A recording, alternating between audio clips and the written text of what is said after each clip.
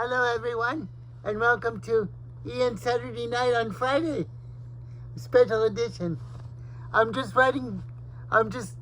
broadcasting this because I have trouble sleeping, and I'm wired from my asthma medication, and I just feel like leaving you a video. Hello to all of my listeners. Today was an existential day. I feel like Key West is in the doldrums of summer, and everybody's moving around, and I'm sitting still. That's just how I feel right now. There's not a breath of wind today, and things were very existential. Everybody's worried about how the country is going, whether it's going good or bad or however you feel. But I make it a point to not be polarized in any shape or form. So I'm just telling you what I'm feeling from my body and from other people. They're very, very nervous, which is understandable, but we're going to be okay, no matter what, and that's my belief. Maybe people call me naive. All throughout my life, people have called me naive and innocent and not able to really discern what's going on. But that's my point of view, is to take an upbeat attitude, because that's all I have. And people also say that I'm very happy all the time, which is not true. I get depressed like everybody, and I get very melancholy, and I get depressed, but it lasts for maybe 4, 5, 6 hours, and then I pull out of it. Like I was feeling just 2 hours ago. A good friend of mine is leaving after we were supposed to, I've told some of you, after I was supposed to move in with my fiance, and it didn't work out. At least not so far, and now she's going for an internship, and I'm happy for her, but I also got a stab of melancholy in my heart, of deep sadness, like a pain, and like a sort of like a punch full of rain that doesn't go away. So that was very painful to experience, even though, that was her plan, and I'm happy for her. But when the time comes, I feel a punch, like my heart is full of rain. And it's very, very, very peculiar thing to feel, like a stab in the heart. And I think of myself as selfish in this regard. But I'm not being selfish. I'm just dealing with the feeling of missing her. Since I put all my eggs in one basket over the past year of moving in and not having it happen, it kind of sucks. But that's the way it goes. It doesn't feel so good, but I have to let those feelings, I don't have to let those feelings go, but since I'm by myself, that's all I can do. And I know that she's going to be great in New Orleans, and then in England later on. But that's what I have. I just, while I'm alone, you never know what's going to happen, but while I'm alone, I just have to let the feelings go of being attached so much, because she's younger than I am, and she's got all her life ahead of her, and I have to think what I'm going to do with my life. Maybe I'll go back to school, or maybe I'll keep trying to teach and just go on writing and painting. I really don't know. But some bolt of lightning will come upon me and strike my loins, and I'll figure out what to do with these emotions.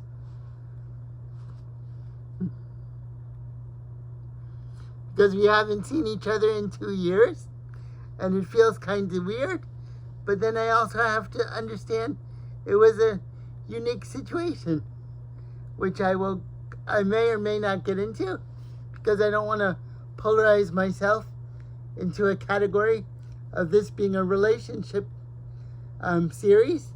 This is very much a series of free association.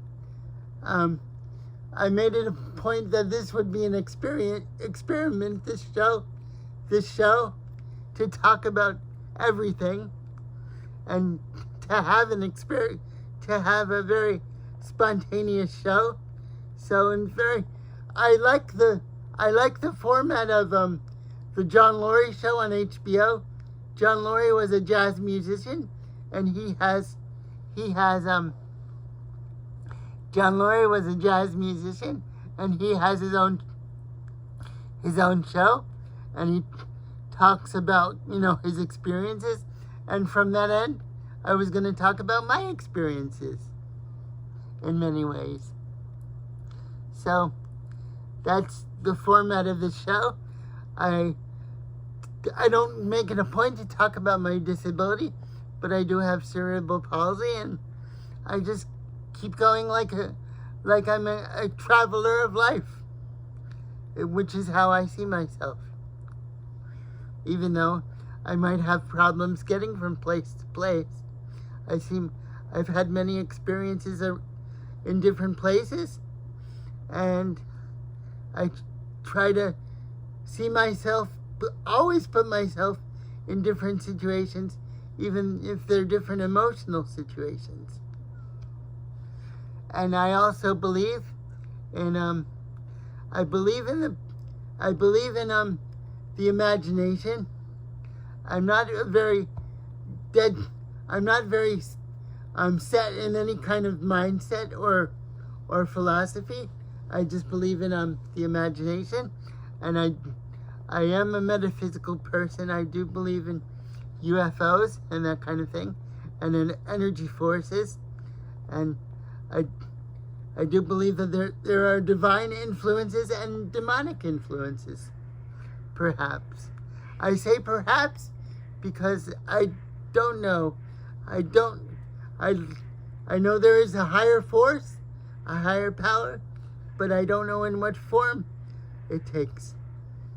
I think Jesus was a real force, a real entity, but how he entered in the scheme of things, absolutely, I don't know. Because according to the Bible, we don't know what Jesus actually said. It was all written down after he had a bad Good Friday. And I don't mean to smile to those of you who are evangelical. I don't mean to smile because it wasn't a happy thing, Good Friday, but it was all meant to be. So the point is, I don't know about what the message of life is. I just want to help people and to experience as much as I can. So that's my ramble. That's my ramble since I can't sleep. And in the next episode, I might read another poem or one of my short stories. I write short stories with the emphasis on short. No, they're medium length. I write short stories with the emphasis on short. And my stories are about people that are caught in a dilemma, caught in a bind. They're caught in a bind, and my characters have, fetishes or hang-ups psychologically or otherwise. So that's just how the universe filters in my brain, and it came out in many stories that I've written over the months because of what I went through with trying to change my living situation to northern Florida, even though that didn't work out right now. So all my stories are a reflection of what I've been through. And I actually wrote a story about demonic possession, which is very scary, but it needed to come out. And actually, I saw the image of that movie, which I won't mention, but it starts with an E. And I saw the movie, a still of the movie on my Instagram, and it scared me to death. So for now, I quit Instagram.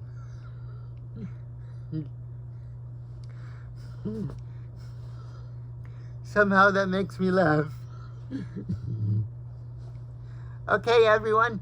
Thank you to all my subscribers. I have about 7. So 7's better than 1.